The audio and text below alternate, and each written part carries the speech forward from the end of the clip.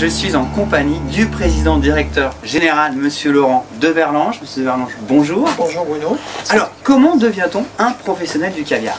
Petit à petit, en fait, on ne devient pas du jour au lendemain professionnel du caviar. On devient d'abord, on commence par être des agriculteurs, on élève des esturgeons. Ouais.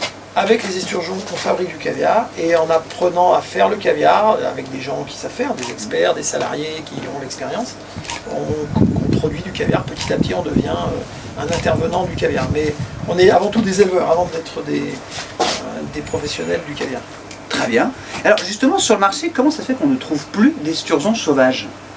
Eh ben, parce que malheureusement, entre les années 20 et 60, on a détruit toute la ressource naturelle. Enfin, on avait commencé déjà avant, en particulier dans la Caspienne. En France, dans nos rivières, il y a l'île qui passe derrière nous là.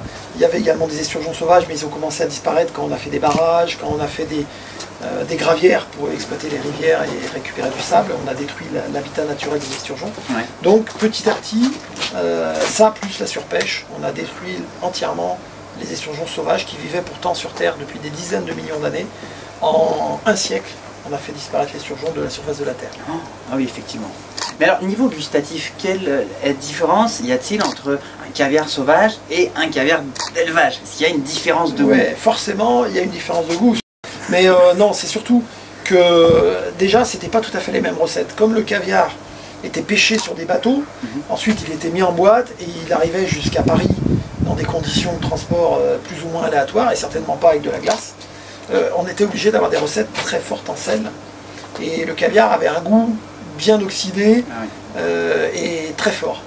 Aujourd'hui, on ne travaille pas du tout le caviar de la même façon, on travaille en produits frais, donc avec des conditions d'hygiène importantes, de façon à réduire le taux de sel petit à petit. Et on est passé ainsi d'un caviar à 10% de sel, à 5% de sel quand on est passé à ce qu'on a appelé l'appellation mal au sol, qui voulait dire faible teneur en sel, et jusqu'à aujourd'hui où on utilise moins de 3% de sel dans notre caviar ici chez Caviar de Neuville. Donc c'est pas la même recette. Après sur les poissons, évidemment, dans notre rivière ici, il y avait des sturiaux, Acipenser sturio, les sturgeons de l'Atlantique, qui donnaient un caviar d'un goût différent du beluga, du roussiette, du sevruga. Donc il y a aussi l'espèce qui joue sur la qualité du caviar. Et puis enfin, un caviar sauvage pouvait provenir d'un poisson, un beluga centenaire par exemple, de 1 tonne, c'est déjà arrivé. Et donc forcément il avait des œufs d'une taille incomparable et sans doute une saveur exceptionnelle. Pour autant, une grande partie du caviar sauvage qui était pêché à cette période-là était quand même de moindre qualité. C'est pour ça qu'on faisait beaucoup de caviar pressé à l'époque, parce qu'on le cuisait, on le pressait et ça faisait un produit moins cher, parce qu'on avait quand même beaucoup de produits à détruire qui n'étaient pas commercialisables. Alors justement, en parlant de restaurant, vous savez que notre chef étoilé Pierre-Marc Chessou nous a cuisiné 3 mets fantastiques hier au château de la Tuilière, notamment le tartare d'esturgeon, la salade de quinoa, l'hamburger à la crème de la grande Catherine de Russie. Comment vous dire, le tartare d'esturgeon, exceptionnel. Alors je ne sais pas s'il sera à la carte de votre restaurant, mais en tout cas si c'est le cas, vous avez rendu mon âme.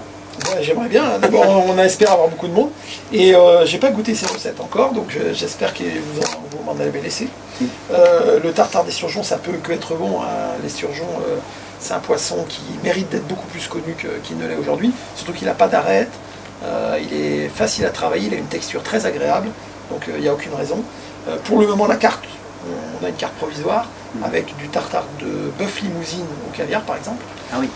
Mais ce genre de recette évidemment pourrait rentrer dans notre carte avec plaisir. Les travaux sont en cours, on a défini une charte d'aménagement qui me semble va plaire, donc j'espère et qui devrait servir de modèle pour d'autres boutiques. Donc on a d'autres projets dans d'autres villes, et on va, même à Neuvic d'ailleurs aussi, revoir notre aménagement en fonction de cette nouvelle charte.